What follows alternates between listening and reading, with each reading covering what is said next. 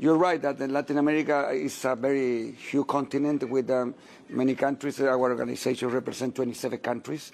And we are a very rich continent in terms of resource and energy resource. We have everything in Latin America. We have all technology that are playing the role in different countries. That there is one common trend, which is that we are transforming our energy sector.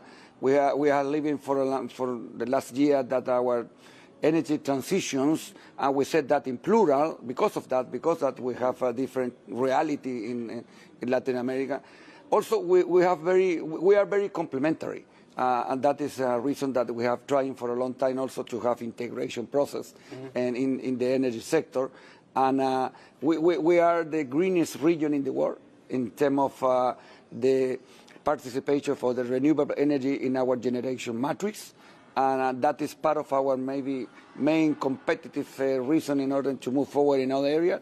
So we are working in transform our sector. You are resource rich, you're talent rich, as your colleague was saying to me earlier, you're mineral rich as well, and also hydrocarbon rich as well. And in countries such as Brazil, I spent a long time looking at the extraordinary projects, both onshore and offshore as well, the deep sea drilling and that as well. So is there still the impetus, when you are so resource rich, hydrocarbon rich, to actually have the transformation?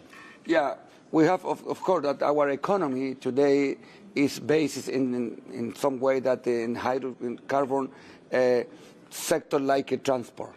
Maybe one of the main challenges we have to face today is not only to decarbonize our electricity market, but also the entire economy. In that regard, the main challenge is to try to transform industrial sector and residential sector and transport sector.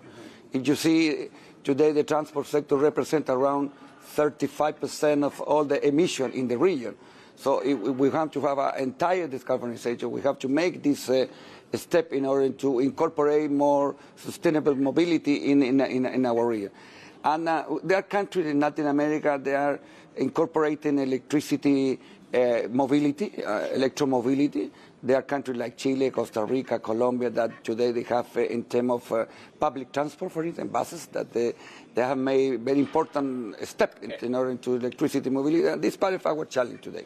One of the other challenges that I can see from the outside is this resource-rich, mineral-rich, talent-rich region is attracting a lot of outside attention, certainly from China as well. The US has woken up to this now as well. It's woken up to what China is doing in terms of its desire to gain these assets on a global basis. The US is waking up in Asia, it's waking up in Africa as well. Is this leading to resource competition from, dare I say it, the likes of the superpowers? Yeah.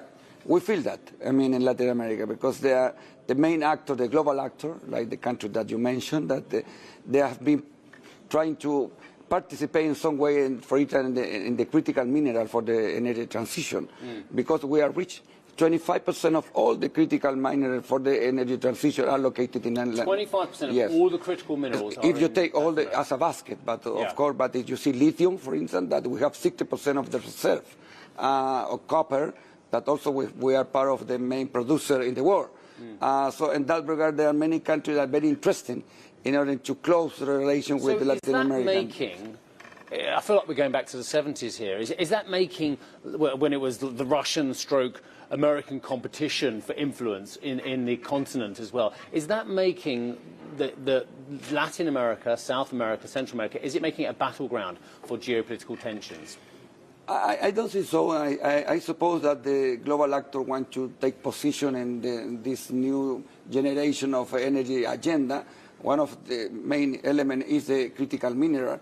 And our own challenge is to try to incorporate more technology in this sector, not only produce as a raw material, but also to make step in and also to put a possibility, maybe in the case of lithium, not only produce the lithium itself, but also batteries. There are important debate in Latin America on how we can do that. And we can do that internally, but also with the foreign investment support, if I say so. In that regard, we are very open to complement our resource, not only with Chinese investment and resource, but also with the American and European.